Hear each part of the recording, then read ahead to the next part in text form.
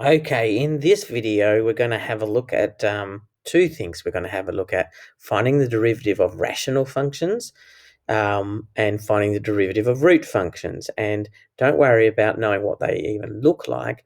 We'll explore that as we go along. Now, I've got a little starter activity. Have a look at what I've done here. F of x equals x squared plus 2x plus 1 over x cubed. By the way, when you have over and with an x in it, that's when it becomes a rational function. And then you can see I've worked out the derivative here. So pause the video on this screen and try and work out what I did that was wrong. Okay, first thing I did wrong is that I should have said that x can't be equal to 0. You can see that, I hope. What happens if x equals to 0? What happens? Did you see that? The denominator would be 0 and dividing by 0 is a non-starter for a function. So x can't be equal to 0. At first glance, it looks like everything's worked out well. The 2's gone down here to make it 2x, and the 2x, the 1 has gone down here to make the 2, and the x has disappeared, and the plus 1 has disappeared because it's a constant part of it. X squared, 3 goes down here to make the 3, and the x goes down to x squared. The problem is it doesn't work because what we've effectively done is we have used derivative principles, the power rule, over a division.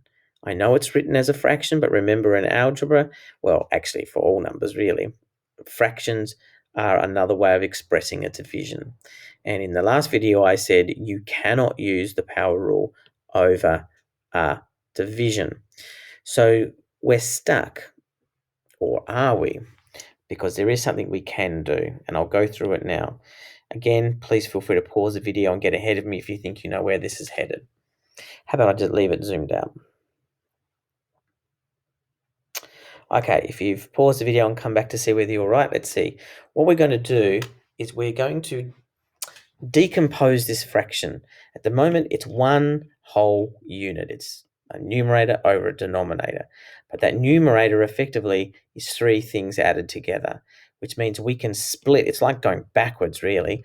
We can split this fraction into x squared over x cubed plus 2x over x cubed plus 1 over x cubed. This is good news. So the denominator stays the same, and the numerator is split into its parts. Okay, now this is just exactly the same. You have been doing this since grade 7 or beyond. 2 over 5 plus 1 over 5 is equal to 2 plus 1 over 5, which is 3 over 5. This is the kind of thing that you've been doing with fractions ever since you've learned how to add fractions. We're just going backwards in a way.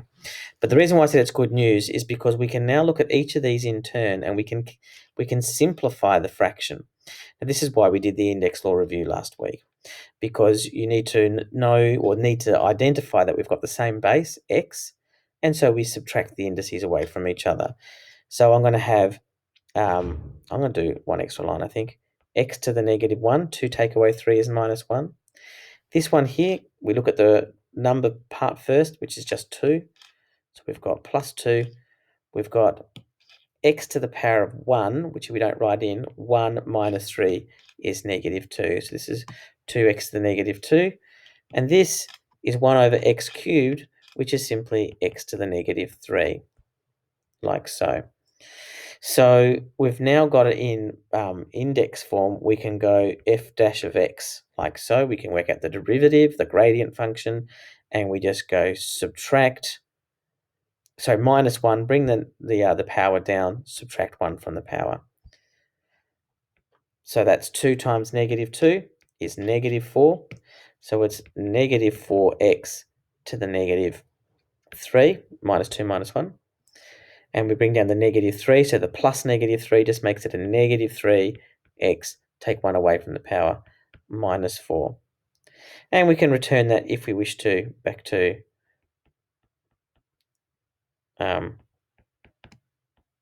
fractions, if we want to.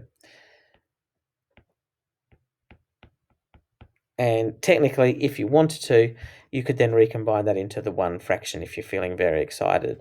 You've got a common factor of x to the power of 4 there. I'll leave it to you as an exercise to make it into one single fraction, if you so wish. Okay, so that's how we can deal with fractions. We can't always do it. Please, please, please note, I'm going to rub this out in a second, so keep that in mind, that if I had, say, x squared plus 1 over x minus 1, we cannot split the x minus 1. We cannot do that. We can go x squared over x minus 1 plus 1 over x minus 1. But again, this thing here, the fact that it's still a fraction like so, means that we can't really do much with it from there. So do note, it won't work with every single possible fraction. It does need to be able to be cancelled. The denominator effectively needs to be cancelled down or then raised up like I have there as a single x. Even if it was x plus 1 to the power of negative 2, it does not work with the power rule straight up. We have to use slightly more sophisticated techniques, which you'll cover next year. Okay, let's have a look at... this is the same problem, sorry. So you can ignore this, this side of the thing. I just fitted in the one slide instead. Aren't I a clever boy?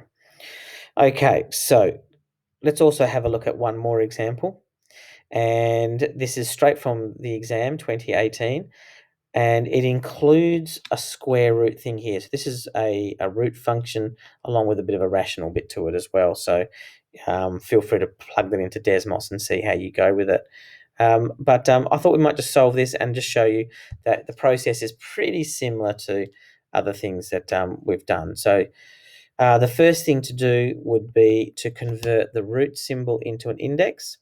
So we're going to go cube root x to the power of 4. So that would be x to the power of 4, and then the cube root turns into a third. So it's x to the power of 4 thirds, like so. And then we've got minus 2 over x cubed. And again, we just want to make it into a single line like this. So no fractions, either in the, no fractions with the x's on the bottom. So 2x cubed becomes 2x to the negative 3.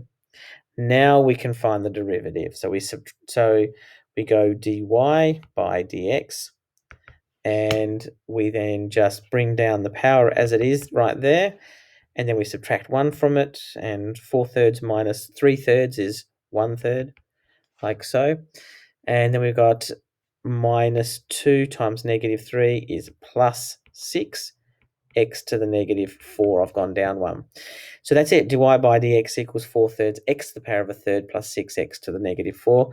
And depending on what's required in the question, this could be reconverted to root form, so 4 thirds cube root x, for example.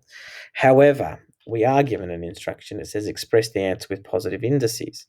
So once we have gone to this step, our next step is not to convert that into cube root. That would be actually a bad step because it says express it with positive indices. So I need to take that x to the negative 4 and sink it down to the bottom. So remember, a to the power of negative n is equal to 1 on a to the positive n. And if it was a to the power of negative n on the bottom, you can float it up to the top and that kind of stuff. So you can basically go top and bottom by changing the sign of the power. So now this is a positive power of x, this is a positive power of x, and so our work here is done.